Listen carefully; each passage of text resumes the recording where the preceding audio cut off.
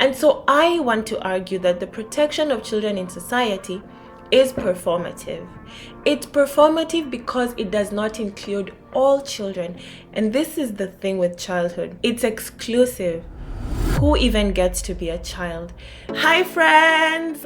Welcome to another episode of A This and That. My name is Adis, that's one of my names. It's been such a while since we had our last episode. I really apologize for that, guys.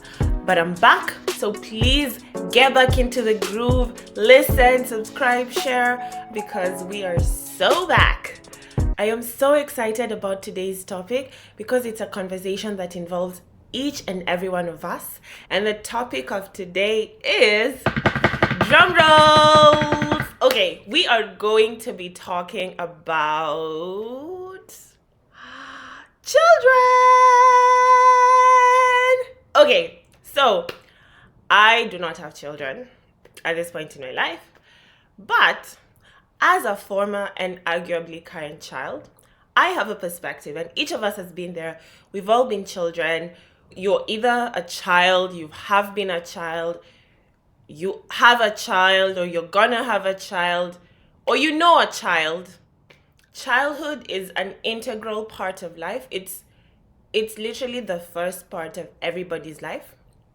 It's a temporary state in the sense that, according to UNICEF, a child is anyone from 0 to 18. Obviously, 18 is a random number. It's just the commonly agreed upon number. But that's what we define childhood as. Lately, I have been thinking about children. And the reason for this is, I think because of all the different atrocities that are happening in the world today, say the genocide in Gaza, the war in Sudan, which is / genocide, the oppression and colonization of the Congo, whereby a lot of the labor that is being provided for this Western nations is provided by children. And also, being Kenyan, what comes to mind is the Endarasha fire, which is basically, for those who don't have context, there is a school, a boarding school, and 21 kids. The number is actually closer to 100, but officially 21 kids died in a fire in a dormitory in a school where their parents had sent them off to school to study, to do well in life, to build futures, to become people in society, and their lives are just snuffed out of them. And no one has been held accountable to date. And that's it. The Endarasha kids died, and that's that. It's very sad. I want to start by making a big statement. I think, and obviously, this is opinion, I think kids are probably the most oppressed group in society today. Now, I'll come back to this statement because I want to make an argument for it in this episode. With all that's been happening in the world, there has been a lot of emphasis in the conversation about, wow, Israel is killing kids. Wow, the RSF is killing kids. Wow, in the Congo, kids are, suffering and they're being oppressed and they're being exploited. And all this is true, right? All this is true. And the reason that there is such a focus on kids in this conversation is because in general in society, we believe in the innocence and the purity and almost the sanctity of childhood. And so whenever there is a report about kids suffering, it really cuts to the heart of people because we've come to conceptualize childhood as this fragile and very pure and innocent state. And it's a temporary state, 0 to 18. We have come to understand childhood as a state that needs protection. There are laws to protect children, actually, right? Because of this, there are organizations, UNICEF, Save the Children, all these different organizations dedicated specifically to the protection and the advancement of the rights of children. I started wondering, was this always the case? Because again, coming from an African context, I think, at least growing up and hearing stories from my mother's generation and my grandmother's generation and all that, I think there's a very different lens through which kids were viewed in African societies versus how they're viewed in the West. And the Western lens is currently prevalent in the world, and the protection of children is global, asterisk with children, and we'll come back to that. But generally, there's this idea that's permeated throughout society that kids should be protected, kids should be guarded and guided. According to the historian Felipe Aries, and again, probably I am butchering his name here, so please give me a chance, I'm Kenyan, guys.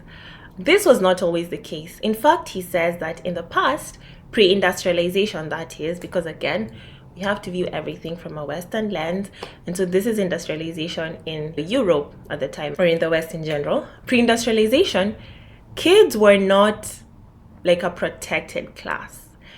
So it wasn't like, oh wow, we are adults and those are kids, let's protect them. And when I read that, it kind of made sense to me, because I think growing up in an African context, at least the stories I heard growing up, and also my participation in the home, were like, as kids, we helped with chores in the home, right? We went to fetch, well, not we, but at least these are the stories I heard from my mother. They went to fetch water from the river. They helped to care for their younger siblings.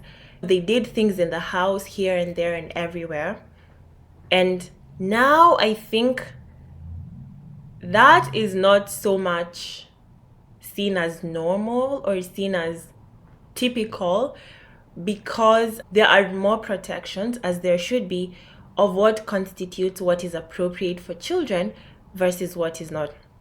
But before that, pre-industrialization, it wasn't the case. And so with the dawn of industrial capitalism and all of that, there was this notion that we need as much labor as possible. Capitalism is all about profit over people. That's no secret. Nobody's surprised by that. But the thing with capitalism and the thing with the so-called economics of our day is that what's the most effective way to maximize our profit? And profit obviously is a function of revenues and costs. Revenue is a function of price and volume. We need to produce the most amount of volume and keep the costs as low as possible so that we get the maximum profit. And this happens even today. But back then they were thinking, okay, fine, we need a lot of labor in our factories. We don't have a lot of money to pay them. We need to produce as much as possible.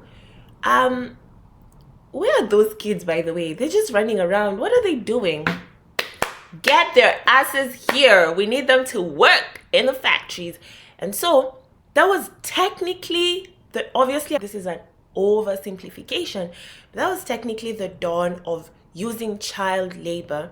A lot of kids were working in the factories because their hands are tiny and nimble and all that stuff.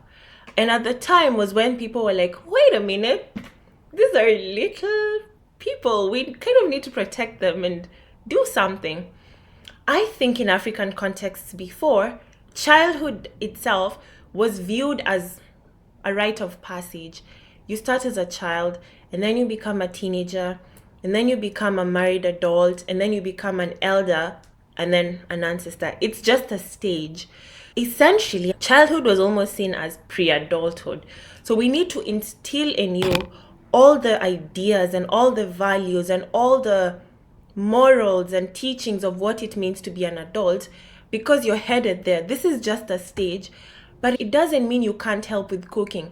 Children were integrated into the day-to-day activities of the home, so they would be able to help out with small tasks that their bodies could handle, because obviously they're this little humans and everything. And according to this Western historian, this was also kind of the case in Western societies until industrialization. And then during the Victorian era, there arose this set of quote-unquote family values, right?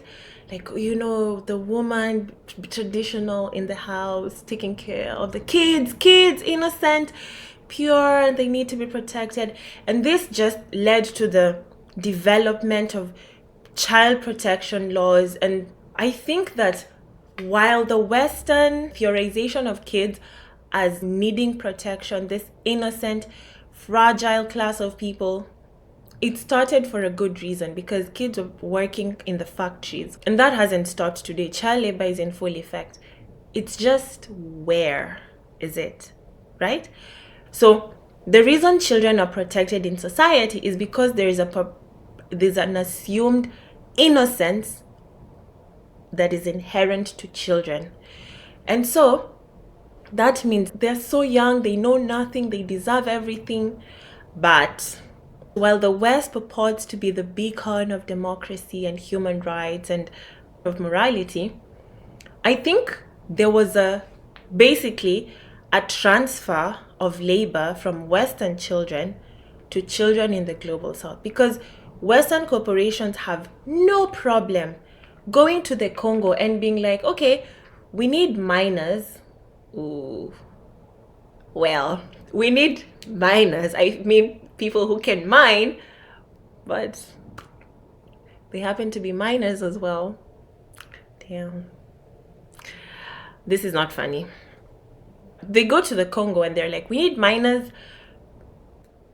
They don't mind using children in the Congo. I watched recently a documentary about the perfume industry and how the jasmine flower, which is one of the most widely used flowers in perfumery and fragrance making in general, and one of the places in the world where the jasmine flower is grown and harvested is Egypt, right? And I was watching this documentary about how these tiny 9-year-olds, 10-year-olds are being woken up in the middle of the night, because apparently the best time to harvest the flower is in the middle of the night. So they're being woken up in the middle of the night to go and harvest the jasmine plant. But essentially, what I'm trying to say is, as much as now there's an enforcement of children's rights and there are all these labor laws, it does not include poor children. It does not include children from global South countries. It does not include children in Bangladesh who are working in the sweatshops, in the factories. It does not include children in the Congo whose labor is being used in the exploitation of the earth's natural resources. The reason why it's so easy for Western nations, Western corporations to exploit children of global South countries or oppressed groups in general, even if they're in the West, Black children, indigenous children, Aboriginal children, whatever types of children there are, is because they are not viewed as children. They are not viewed as children. And so the same protective laws that apply to children do not apply to them. Generally in society, adultification or adultification bias is a form of racial bias where children from racially minoritized group or racially discriminated groups are denied the inherent innocence that is supposed to make up a child. So instead of young Black children, for example, instead of them being seen as a child, they are seen as, you're more mature, you seem older, you're tall. There comes a denial of the inherent innocence that we are supposed to accord to every child. And the reason for this, in my opinion, is colonization. Because as much as the protection of children's rights, the protection of children as a group in society originated in the West, at least through these lens of putting in child protective laws. And that was because kids were being oppressed in the West, in the factories, during industrialization, right? But with children, white children, Western children. And then they went to global South countries, and King Leopold in the Congo would cut off the hands of children if their parents did not complete the quota that was needed for the exploitation of the earth's natural resources. And so those children are not needing of protection, right? So the children that were sold into slavery in North America, South America in general, were not deserving of protection.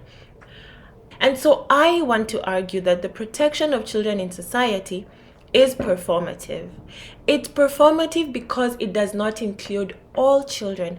It does not include children in Yemen, in Congo, in Sudan, in Palestine, in Kenya. It does not include children whose parents are drug addicts. It does not include children whose parents do not make a minimum livable wage. There's a very specific construct of childhood that someone must embody to be protected, right?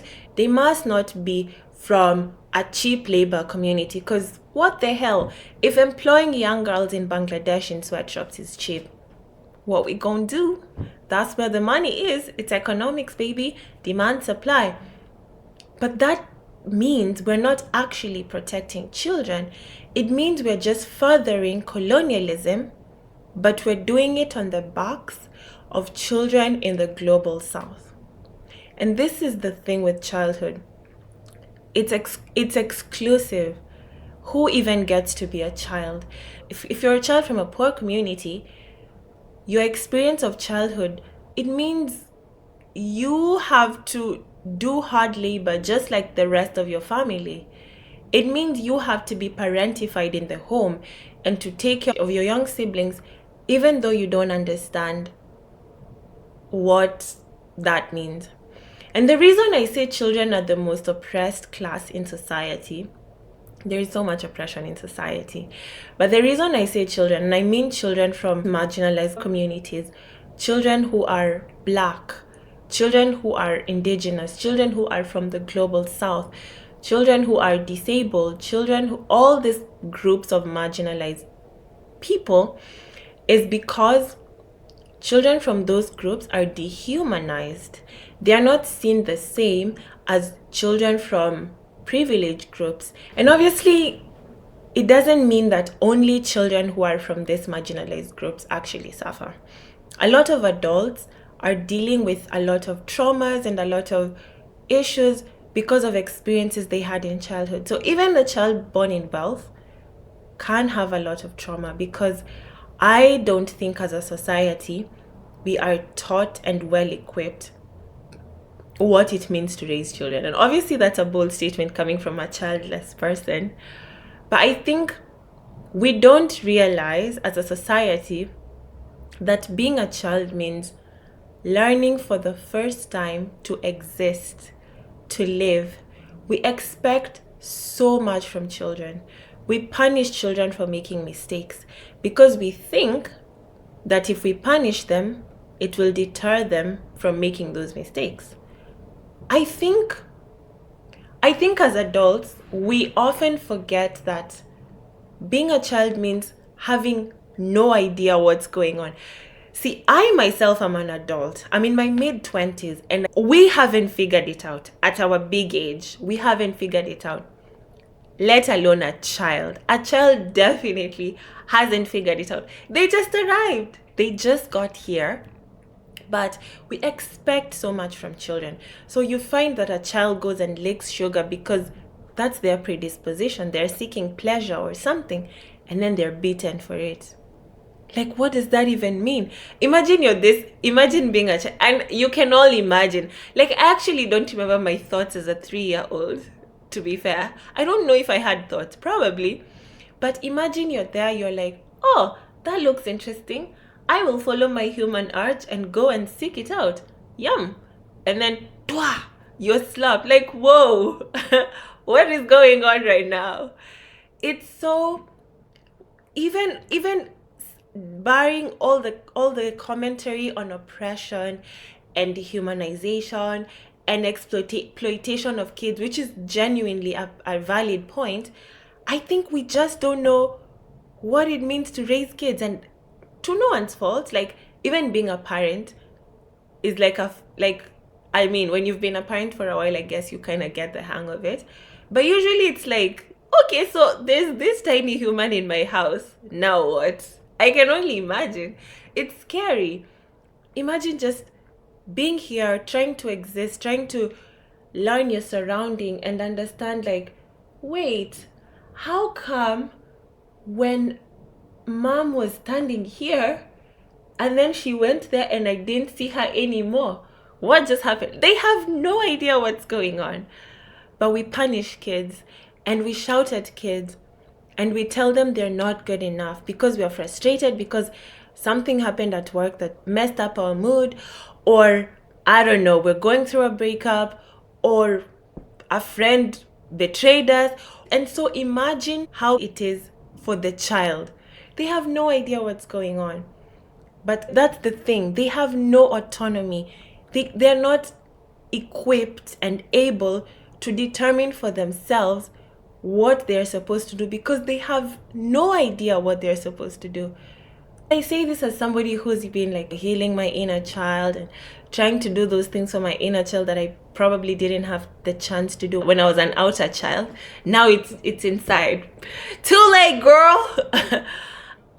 But I think as I am just thinking about the state of children in the world and how many children are oppressed, how many children are left without protection, how many kids are abused, neglected, and taken advantage of. I think it's imperative to remember that kids are just figuring it out.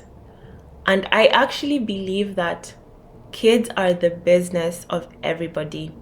This does not mean that everybody gets to have a say in what the outcomes of the child will be.